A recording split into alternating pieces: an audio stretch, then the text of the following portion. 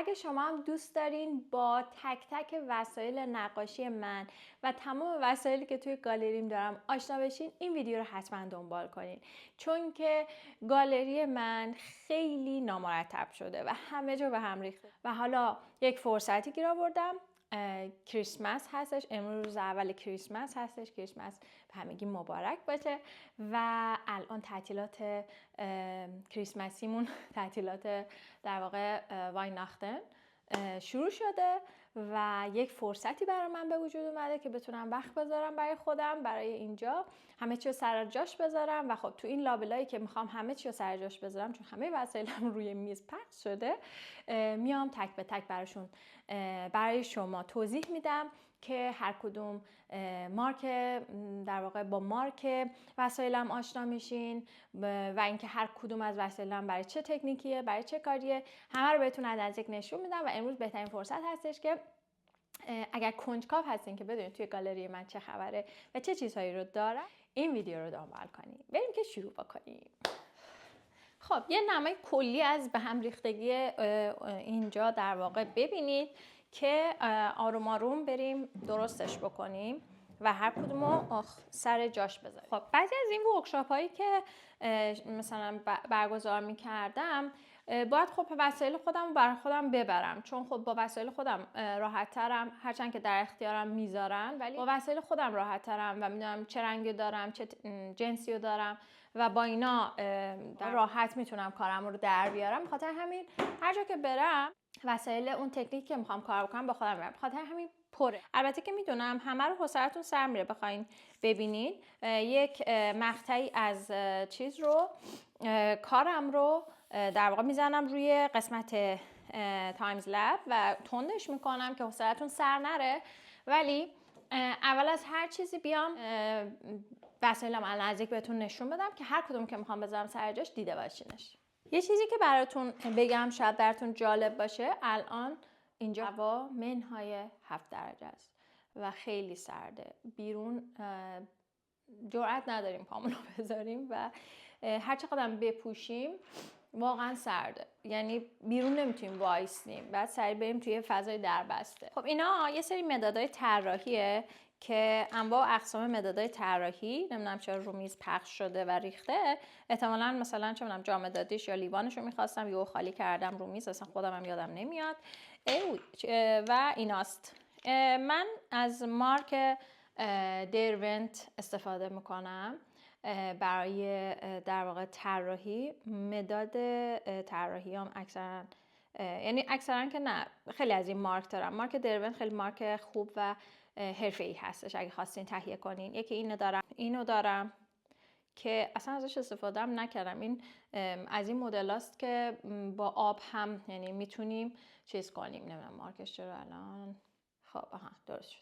این از این است که مثل زغاله، خب ولی با آب هم میشه کار کرد، یعنی حالت آب رنگ و زغاله. خیلی باید جالب باشه. خودم هم وقتی خریدم احتمالاً برام خیلی جالب بود. الان دارم میبینمش بعد از مدت ها و حتما باید باهاش کار کنم و یه طرحی رو بکشم و بعدش هم حالا به شما نشون میدم.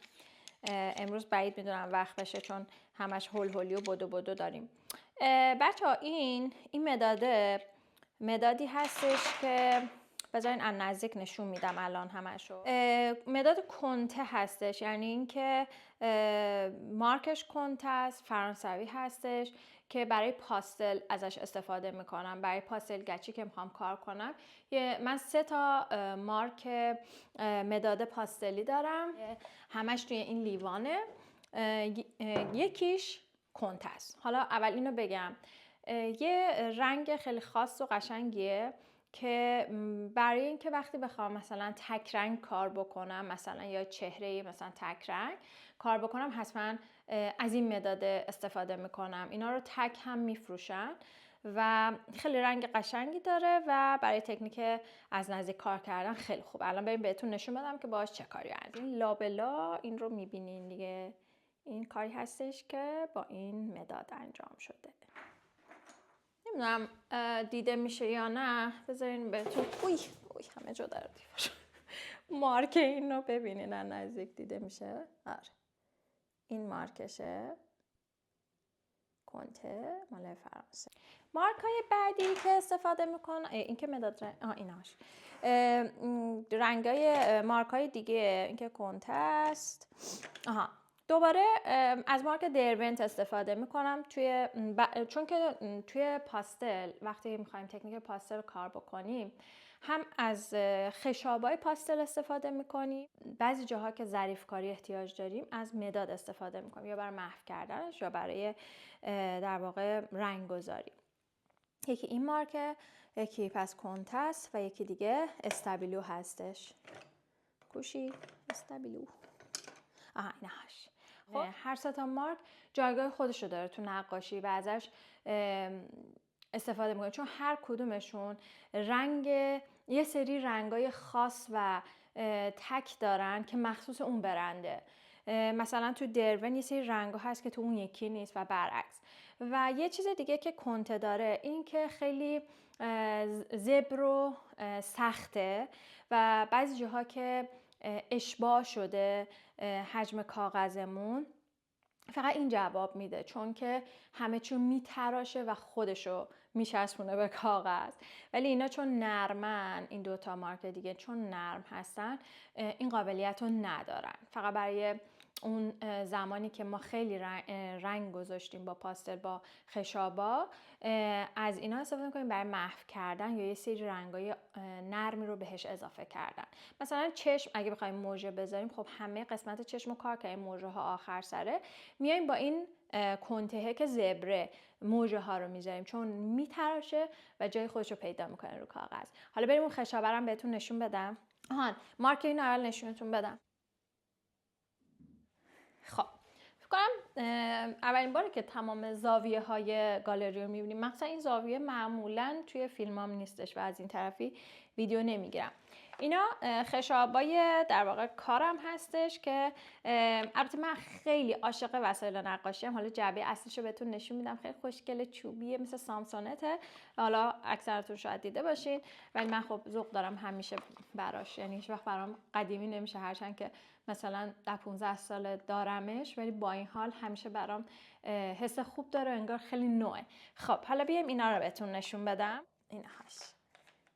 نیفته. خب اینا مارک رامبرانت هستش و خیلی کیفیت بالا داره. خب نمیاد مارکش؟ اومد. اوکی. رامبرانت یکی از بهترین های پاستلگچی هستش و اینقدی هست خشاباش معمولا. و اینکه موقع کار اینا رو میشکنیم اینجوری. خب اینا رو میشکنیم و هرچی از این خورده های پاستلگچی بیشتر داشته باشین یعنی اینکه حرفه‌ای تر دارین کار میکنین، به خاطر اینکه برای کار نیاز داری حتما اینا تیکه بشه، چون با این نمیتونی با این اون بافتایی که میخوای، اون کار هیجان انگیزی که تو پاستل هست رو در بیاری با اینا. این یه صدای خیلی قشنگی میده، میگه تق و تیکه میشه و میتونی بخوابونیش، چون بعد از این سطح استفاده کنیم. اینو اینجوری میخوابونیم رو کاغذ و باهاش کار میکنیم. شاید الان بگین که خب چرا برای ما این رو تیکه نمی کنی که ما صدای تق رو بشنویم؟ و من الان بهتون میگم که اینهاش. این رنگ رو بیایم بچه ها ببریمش و اون صدای قشنگ رو ازش بگیریم. میکروفون اینجاست و اول میام این پوسته رو، یه قسمت بالاش رو میبرم که صدای لذت بخش کاغذ و اینجا رو نگاه کنید. آخش خیلی خوب بود، چسبید، چقدر خوش رنگه. به به. آره حالا اینو بعداً استفاده میکنیم. خب دستم باز کثیف شد، حالا بعداً دوباره تمیزش میکنم. اینم از این. یه سری پن پاستل داریم توی پاستل. اینا جدیده تقریبا، از قدیم نبوده. تقریبا شاید نمیدونم 15 سال اومده. من حداقل میشه گفت این تایم باهاش آشنا شدم، ولی یادم اون موقع هم که اومده بود این برام جدید بود، یعنی جزء جدید. خیلی هنوز نمیشناسنش، حتی همینجا تو آلمان. اینا پودر پودرای فشرده و نرمی هستش که اصلا بعضی از نقاشا فقط از اینا استفاده میکنن، یعنی سبک کاریشون اینه که با اینا کار میکنن. ولی خب من خودم به تنهاییش دوست ندارم، یعنی کار نکردم چون تم مداد رنگی به آدم میده. مثلا ترکیب به نظرم اینو مداد رنگی یه چیز خوبی میشه، خیلی نرمه، خیلی لطیفه و خب توی پاستل قشنگی به نظر من اینه که ما نمیخوایم اون نرمیه رو همش داشته باشیم. یه سری بافت‌ها و زبری ها رو دوست داریم روی مقوامون داشته باشیم. نمیدونم پاستل کار کردین یا نه، ولی اصلا تم مقوای پاستل هم مثلا خودش زبره، مثل سنباده میمونه. سنباده بنایی چجوریه؟ اونجوریه، یعنی بافتاش مثل مقواهای نرم مداد رنگی نیست. بنابراین خب این معنی نداره اونجا به نظر من. ولی خب من دارم برای بک‌گراند خیلی ازش استفاده میکنم و گاهی اوقات بعضی جاها قسمت لباس اینا، حتی صورت، میگم ازش کمک میگیرم، مکمل کارمه. و ایسه ابزار داره مثل این مثلا بالشتکی. مثل این مارک اینم نشونتون بدم. غیر از این یه ابزارهای دیگه هم داره مثل کاردکه، حالا مدل‌های مختلف داره. خب بعد این سرش یه سری ابر قرار میگیره که باهاش میتونی بکشی اینجوری. الان ابراش اینجاست، این ابراشه و اینطوری اینا رو میذاریم سرش و باهاش کار میکنیم. دیگه اینکه حالا ابراش باید حتما تو پلاستیک باشه به خاطر اینکه خشک میشه. دیگه براتون بگم این داستان پاستل اینم که میبینین یه تابلوی رنگ روغنه که میخوام شروع بکنم، ولی اگر وقت بشه. حالا تا اینجاییم این جعبه هیجان انگیزی که مطمئنا همتون دیدینش و فکر میکنم دوستش داشته باشین، من که اینجوریم. جعبه مداد رنگی فابر هستش که خیلی عاشقشم. یکی از اولی ترین وسایل لاکچری نقاشی من بود که خیلی هم بابتش پول دادم، هزینه کردم و خیلی دوستش دارم. دوست داشتنیه خیلی برام. از رنگای بالاش تقریبا میشه گفت استفاده نکردم، ولی رنگای پایینش تقریبا همش رو استفاده کردم و توی این لیوانه است که اونوره. اینه. واقعا نمیدونم این دیگه چرا رو میزمه. احتمالاً داشتم به یکی از هنرجوها توضیح میدادم در موردش، چون مثلا خیلی وقت مداد رنگی کار نکردم. بعد اینوری وایستم یکم بهم نور بخوره. آره بعد که خیلی هیجان انگیزه مداد رنگی دیگه. نمیدونم اینجا کار مداد رنگی دارم. یه دونه چیز دارم، یه دونه تک رنگ اینجا دارم مداد رنگی، ولی چند تا مداد رنگی پورترم دارم که اینجا نیستش الان. یه قسمت دیگه است که اون دیگه حالا اونجا نمیتونم برم. بعد آره این تو این مداد رنگیه. حالا نمیدونم دوستش دارین که ببینینش، دیدینش یا نه، ولی خب اونایی که خیلی استفاده میکنم این تو گذاشتم که جاش کجا بوده؟ این پایین بوده. خب این هم اینطوریه، اینجوری خوابیده بوده بیچاره. الان کلی هم خاک گرفته برای اینکه اینجا رو خوشگل کنه، حالت دیزاینی گذاشته بودم. این هم که فابر بودنشه.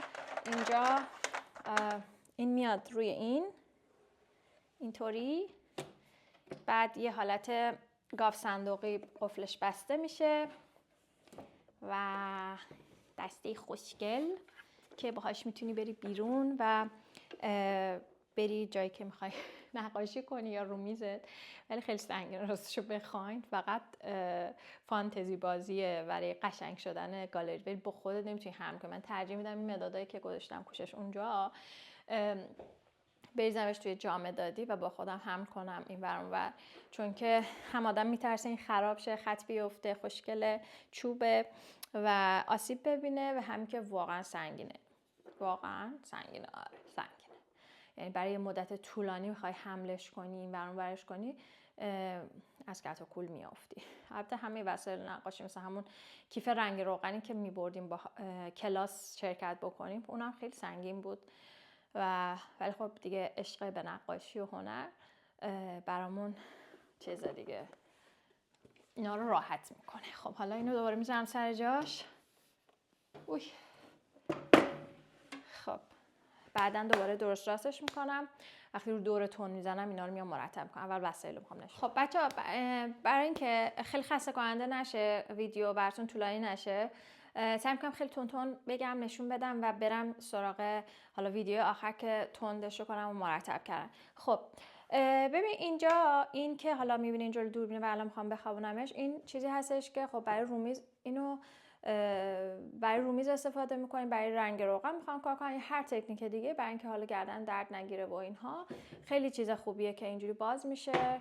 حالا این کار هنرجو اینجوریه، این باز میشه و تنظیمش میکنی شیبشو و خیلی خوبه. و هیچ چیزی که هست این کار خودمه، یعنی کار خودمه. توی ایرانم میفروختم، سانیا آکادمیه، سانیا شاپ هم البته اینجا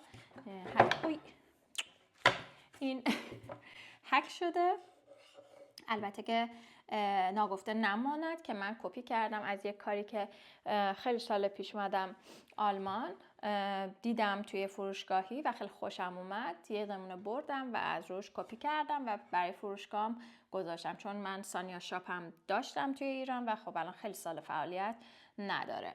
بعد دیگه اینم از این و خب دیگه این کار هنرجوه که یه چشمی رو داره میکشه، اینم از این.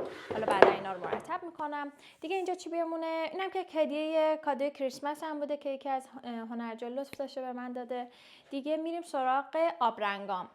پاستل گچیمو بهتون نشون دادم همه چیشو، مقواهاشم الان واقعیت دستم نیست، آره، ولی کن مقوایی که استفاده میکنم برای پاستل گچیم کانسون پاستل مت و همین، آره این دوتا مارک رو بیشتر استفاده میکنم و خیلی مارکای خوبیه.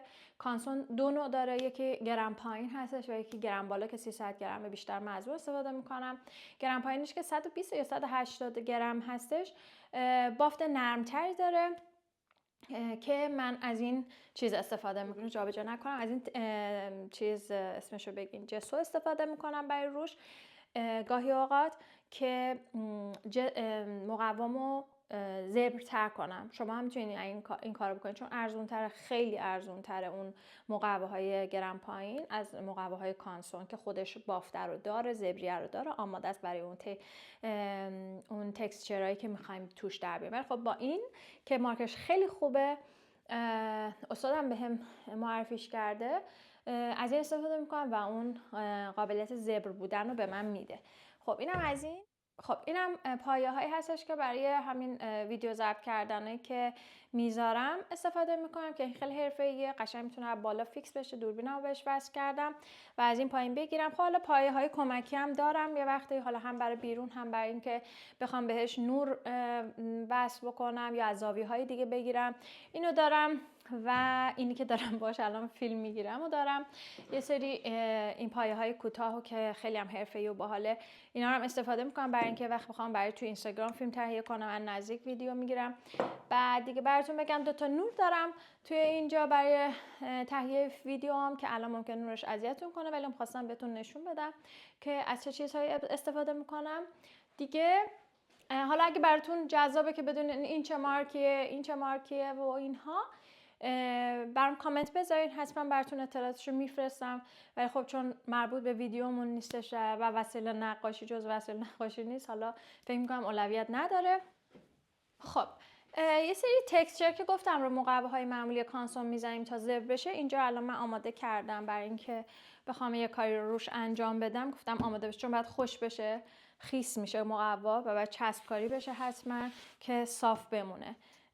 اینه ببینید، حالا اینجا نمیدونم مشخص هست یا نه، یه حالت چه میدونم، یه مثل انگار که لاک مالیدی روش، یه همچین حالتیه اینجوری. همونجور که میدونین خب من شاگردای کودک هم دارم و این یکی از کارهای بچه هاست که اینجا گذاشتم، خوشگل بوده خیلی. بعد یه پایه هم اینجا دارم، راستی خیلی وقت استفاده نکردم ازش، فراموشش کردم.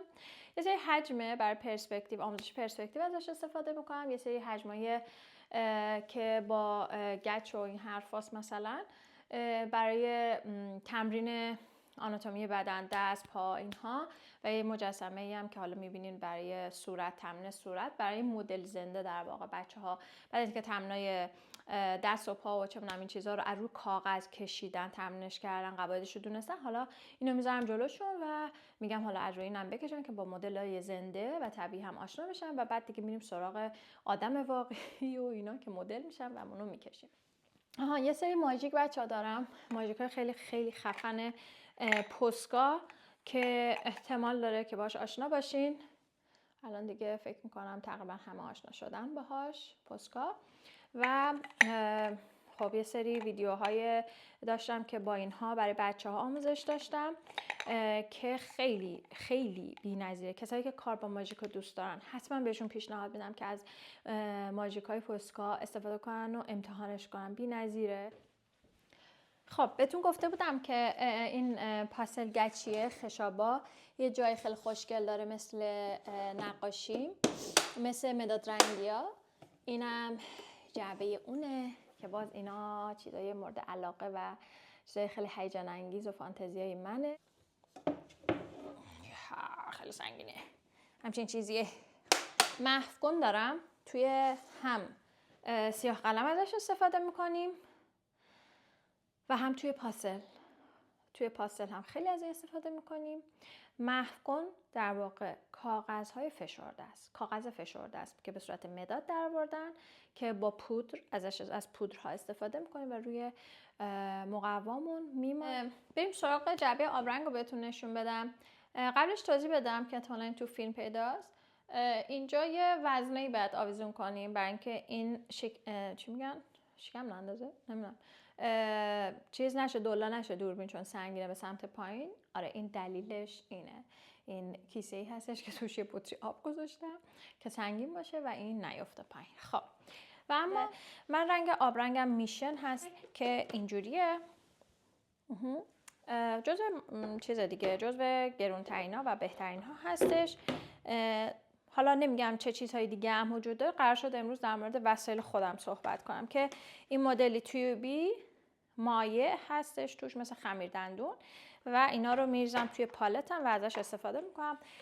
پیگمنت های خیلی بالایی داره، خیلی پر رنگ و خوبه و رنگای قشنگی داره. خب خیلی مارک های دیگه هم هستن که خوبن. یکی دیگه از مارکایی که بافتای خیلی قشنگ داره و خیلی خوبه، خیلی اساتید بزرگ دنیا هم ازش استفاده میکنن. اینم از این دیگه PWC هستش که این هم خیلی رنگای خوبی داره. میگم از هر کدوم یه چیزی دارم. اینم که قلموی چیزم هستش که بیرون میرم نقاشی میکشم توی حالا بیرون از توی فضای باز و اینا، چون کوچولو هستش یا سفری. از این قلموهای اینجوری استفاده میکنم که پیچی هستش، باز میشه و میذارم این قلموش رو سرش. دیگه حالا بخاطر اینکه ویدیومون طولانی نشه اینا رو انجام نمیدم. بعد دیگه براتون بگم قلموهایی که خیلی دارم و استفاده میکنم، راستشو بخواین یکی از مهمترین قلموهام قلموی پارس آرت هستش که از اون بیشتر استفاده میکنم.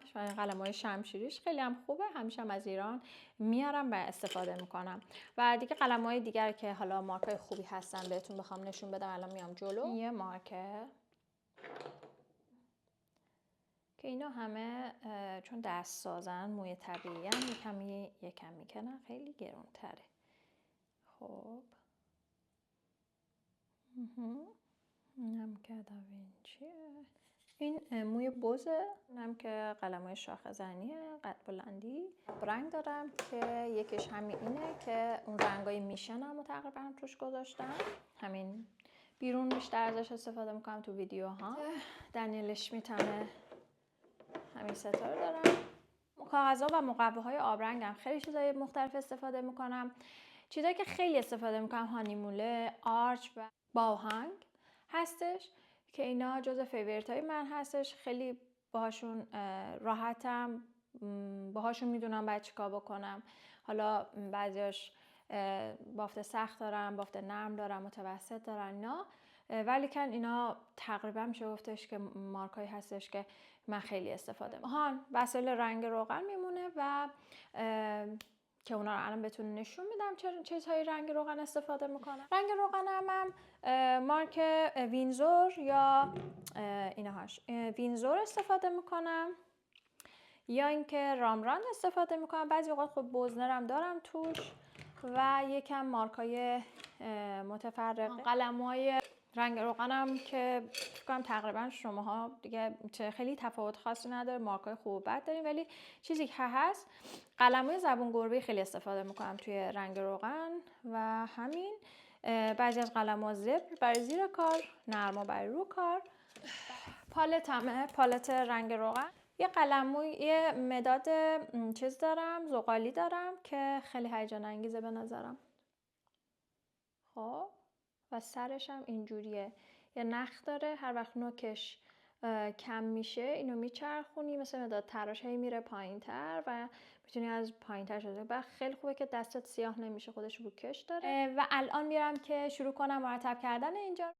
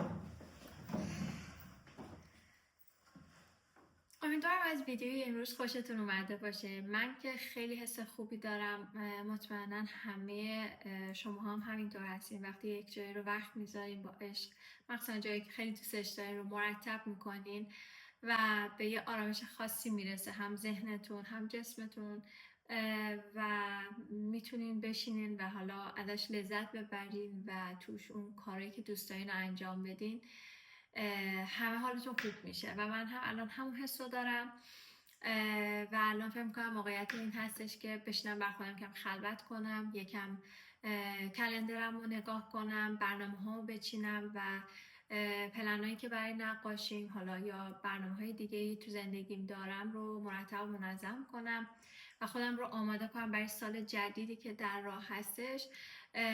تقریبا یه هفته دیگه است، شاید کمتر، و پیشا هم سال جدید میلادی رو تبریک میگم. برای اون خودم رو آماده کنم و نقاشی های جدیدم رو شروع بکنم و براتون ویدیوهای جدید بگیرم. اگر که دوست داشتین ویدیوی امروز رو و ازش لذت بردین، در کنار من بودین، اینکه جالب بوده براتون که وسایلم و حالا وسایلی که شخصی خودم استفاده میکنم براتون نشون دادم، که از گالری من یکم بیشتر با خبر شدین. خیلی خوشحال میشم از اینکه لایک بکنین، کامنت بذارین، سابسکرایب کنین و من رو تو این راه حمایت بکنین تا بتونم با انرژی بیشتری دوباره نقاشی های خودم رو، ویدیوهاش رو براتون انتشار بکنم. تا بعد.